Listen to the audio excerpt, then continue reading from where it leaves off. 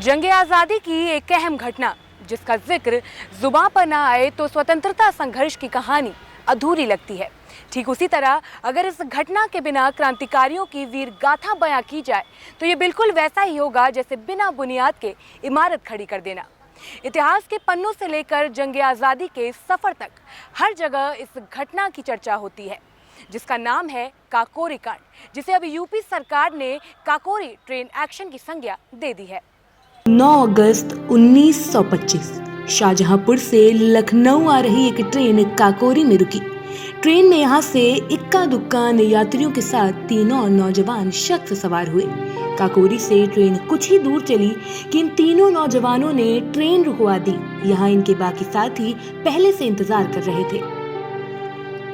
उन 3 नौजवानों ने बड़ी चतुराई से ट्रेन में बैठे अन्य यात्रियों को समझा दिया था कि उन्हें कुछ नहीं होगा, बस चुप रहें। ट्रेन के रुकते ही बाकी साथियों ने भी धावा बोल दिया और ट्रेन में रखे सरकारी खजाने को लूट लिया। इस पूरे वाकये के दौरान दोनों ओर से गोलियां चल रही थी। इसी बीच एक यात्री ट्रेन से उतर गया और उसकी गोली लगकर मौत हो गई। लखनऊ से तकरीबन 8 मील दूर घटी इस घटना का मुख्य मकसद आज़ादी के लिए धन जुटाना था। दरअसल क्रांतिकारियों को अंग्रेजों की नाक में दम करने के लिए हथियारों की जरूरत थी, लेकिन धूर्त अंग्रेजी हुकूमत ने इस पूरी घटना को डकैती का नाम दे दिया। घटना को अंजाम देने के लिए पहले ही प्लान तैयार किया गया था। इस प्लान में चंद्रशेखर आजाद जैसी शख्सियत का दिमाग था, बिस्मिल का जज्बा था, अशफाक का जुनून था और सचिंद्र सान्याल, राजेंद्र लाहिड़ी, रोशन सिंह तथा सचिंद्र बख्शी का हौसला शामिल था। हम इस वक्त उसी स्थल पर मौजूद हैं जहां पे काकोरी कांड में शामिल सभी क्रांतिकारियों को सजा सुनाई गई थी। अपने पीछे मैं आपको वो स्थल दिखाता हूं। ये स्मृति स्थल है जहां पे सभी क्रांतिकारियों के नाम जो है वो लिखे गए हैं। इसके साथ ही एक संदेश भी लिखा गया है कि किस तरह से जो क्रांतिकारी थे उन्होंने देश की आज़ादी के लिए अंग्रेजी हुकूमत की ईंट से ईंट बजा डाली और अपने प्राणों की आहुति देकर इस देश को आज़ाद करवाया है। काकोरी कांड में शामिल सभी क्रांतिकारियों के नाम जो है वो यहाँ पे लिखे गए हैं। अशफाक उल्लाह खान, रोशन सिंह, राजेंद्र नाथ और चंद्रशेखर आज़ाद जो कि फरार थे, इनके अलावा बाकी चारों लोगों को फांसी की सज़ा सुनाई गई थी। इसके अलावा जो बाकी क्रांतिकारी थे उनका भी नाम यहाँ पे लिखा गया है, जिसमें बताया गया है कि किसने कितने साल के किस क्रांतिकारी को सज़ा हुई है, इसके अलावा किसको कितने साल जेल में रहना पड़ा है। इसके अलावा उन सभी वकीलों के नाम भी इस स्थल पे लिखे गए हैं जिन वकीलों ने मुफ्त में बिना किसी पैसे लिए हुए इन सभी क्रांतिकारियों का मुकदमा लड़ा था। तो आज काकोरी कांड की 97वीं वर्षगांठ है। इस मौके पर पूरा देश जो है वो काकोरी कांड में शामिल सभी क्रांतिकारियों को नमन कर रहा है। इन सभी क्रांतिकारियों ने बिना अपनी जान की परवाह किए हुए देश की आज़ादी के लिए अपने प्राण न्यौछावर कर। विजन अनुराग के साथ इनसाइडर, लखनऊ।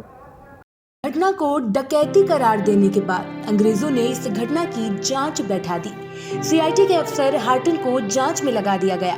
उसे मालूम था कि ये सब क्रांतिकारी जत्थे का किया धरा है। कुछ वक्त बाद ही क्रांतिकारियों की मेरठ में होने वाली एक बैठक का अफसर को पता लगा और छानबीन शुरू हो गई। सितंबर आते आते गिरफ्तारियां होनी शुरू हो गई। लगभग सभी गिरफ्तार किए गए। घटना की सुनवाई कर रहे सेशन जज हैमिल्टन ने कहा कि ये सभी नौजवान देशभक्त हैं। भले ही इन्होंने अपने फायदे के लिए कुछ ना किया हो, लेकिन अगर ये जवान कहें कि वो अपने किए का पश्चाताप करेंगे तो सजा में कुछ रियायत दी जा सकती है। पश्चाताप का सवाल तब उठता जब पाप किया हो। ये पुण्य था। क्रांतिकारियों के लिए ये काम पुण्य था। इसे वो अपना धर्म समझते थे। यही वजह है कि उन्होंने पश्चाताप से इनकार कर दिया। इस घटना के आरोपियों में से रामप्रसाद बिस्मिल, अशफाक उल्लाह खान, ठाकुर रोशन सिंह और राजेंद्र नाथ लाहिड़ी को फांसी की सजा हो गई। सचिंद्र बख्शी और सचिंद्र सान्याल को कालापानी की काल कोठरी में भेज दिया गया। बाकी अन्य को 4 से 14 साल तक की सजा दी गई। इस घटना के आरोपियों में से रामप्रसाद बिस्मिल, अशफाक उल्लाह खान, ठाकुर रोशन सिंह और राजेंद्र नाथ लाहिड़ी को फांसी की सजा हो गई। सचिंद्र बख्शी और सचिंद्र सान्याल को कालापानी की काल कोठरी में भेज दिया गया। बाकी अन्य को 4 से 14 साल तक की सजा दी गई।